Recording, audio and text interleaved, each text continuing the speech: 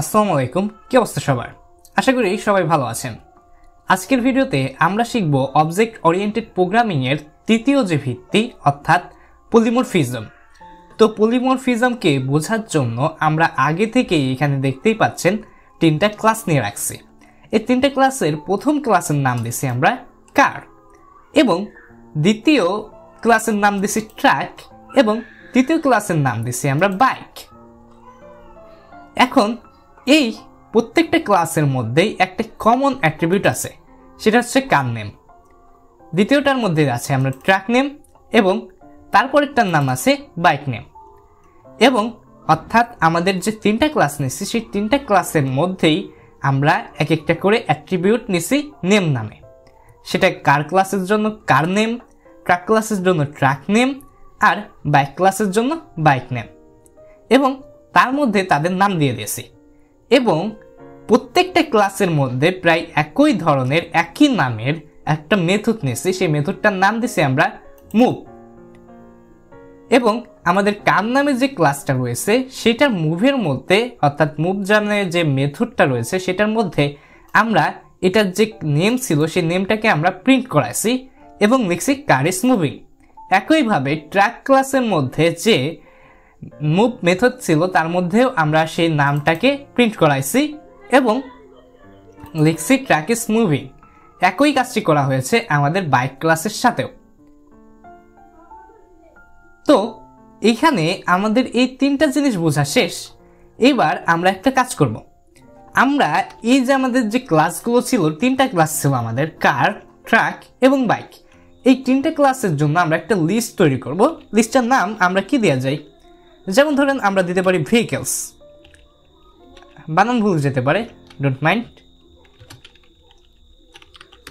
এখন আমরা আমাদের লিস্টটা দিয়ে দিই।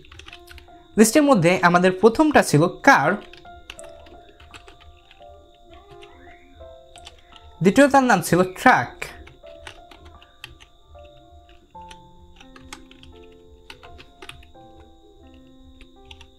এবং তৃতীয়টা ছিল বাইক। তাহলে আমরা কিন্তু লিস্ট করে ফেললাম আমাদের তিনটি ক্লাসকে। এরপরে আমরা একটা ফর লুপ নেব এবং এই ফর লুপের মধ্যে আমাদের যে মুভ নামে যে মেথডটা ছিল সেই মুভ নামের মেথডটাকে আমরা প্রিন্ট করাবো বা আউটপুট হিসেবে নিব। তো আমরা লিখলাম ফর ভেহিকেলস ইন, সরি এখানে ভেহিকেল দিই, আর এখানে আমার বানান মনে পড়ে গেছে সেহেতু আমি এখানে বানানটা ঠিক করে নিই। ফর ভেহিকেল ইন ভেহিকেলস,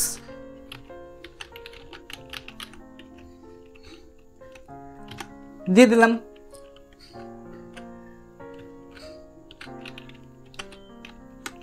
দিয়ে দেওয়ার পর আমরা জাস্ট এখানে লিখলাম ভেহিকেল ডট মুভ।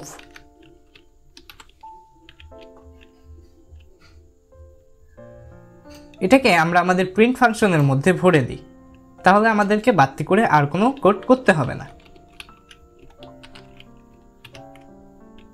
ওকে, তাহলে আমাদের কোডটা যদি এইবার রান করাই তাহলে পরে দেখো প্রথমবার লেখা হচ্ছে আমাদের গাড়ির নাম নিয়েছিলাম wheel Jack car is moving. তারপরে আমাদের প্রায় যে ট্র্যাকটা ছিল সেটার নাম দিয়েছিলাম অপটিমাস।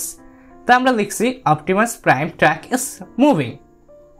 আবার এলিটা 1 দিয়েছিলাম আমাদের বাইকটার নাম, এখানে এলিটা 1 বাইক ইজ মুভিং। অর্থাৎ আমাদের কোডটা কাজ করতেছে।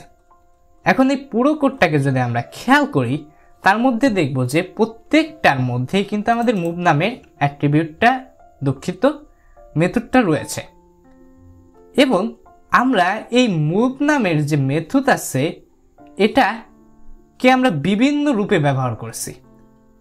এই মুভ নামের মেথডটাকে আমরা কারের ভিতর এক রূপে ব্যবহার করেছি, ট্র্যাকের ভিতর আরেক রূপে, এবং বাইকের মধ্যেও আরেক রূপে ব্যবহার করেছি।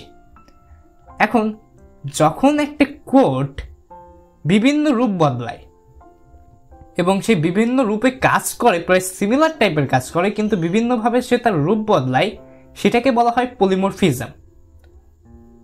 এখানে আমাদের যে পলি শব্দটা রয়েছে, এই পলি শব্দ বলতে বোঝাচ্ছে অনেক, মেনি, আর মর্ফ বলতে বোঝাচ্ছে এ চেঞ্জ অফ শেপ বা আকৃতির পরিবর্তন। মানে জাস্ট আমাদের পলিমরফিজম বলতে বোঝাচ্ছে বিভিন্ন রূপ বা ফর্ম, যাকে আমরা বলি মেনি ফর্মস। এখন আপনারা, আমি জানি অনেকেই বোঝেন না এই টপিকটা আমি কি বললাম। আসলে এই আমাদের পলিমরফিজম হচ্ছে একটা হায়ার লেভেল প্রোগ্রামিং কনসেপ্ট, যে জিনিসটা আমার নিজেরও বুঝতে নিম্নতপক্ষে আমার যতদূর মনে পড়ে 2 মাস মতো সময় লেগেছে। এবং আমি আপনাদেরকে যতটুকু বুঝলাম, জাস্ট একটা বেসিক ধারণা দিয়ে রাখলাম আপনাদেরকে পলিমরফিজম সম্পর্কে, কারণ পলিমরফিজম খুবই একটা হায়ার লেভেল কনসেপ্ট আমি কেবলই বলছি। এবং এই হায়ার লেভেল কনসেপ্টটি যদি আপনার বুঝতে হয়, তাহলে পরে আপনার অনেক দিন এর পিছনে সময় ব্যয় করতে হবে। এমনকি আমি যে আপনাদের জন্য এই ভিডিওটা বানালাম, এই ভিডিওটা বানানোর সময়ের আগে আমি গুগল সার্চ করে পুরো বিষয়টা ক্লিয়ার হয়ে নিয়েছি, কারণ আমার পক্ষে পুরো জিনিসটা বোঝা খুব কঠিন হয়েছে আজও। তাই আপনাদেরও যদি কাউকে বোঝানোর প্রয়োজন পড়ে, তাই আমার পক্ষ থেকে আপনাদের জন্য একটা সাজেশন থাকবে, আপনারাও এটা গুগল করে জিনিসটাকে বুঝে নিন, অথবা আমার এই ভিডিওটাই আবার দেখে নিতে পারেন। আর আজকের এই পুরো বিষয়টাকে, এই যে কোড যত যা লিখছি, এই সকল কিছুই কপি করা হয়েছে প্রোগ্রামিং হিরো নামের একটা অ্যাপ থেকে। আপনারা যারা প্রোগ্রামিং হিরো অ্যাপ থেকে প্রোগ্রামিং শিখতে চান, তারাও শিখতে পারবেন। তবে সমস্যা একটাই, অ্যাপটি সম্পূর্ণ ইংলিশে। তো আপনাদের জন্য জিনিসটাকে আমি বাংলা করে দিছি। তো আজ এ পর্যন্তই, দেখা হচ্ছে আগামী ভিডিওতে।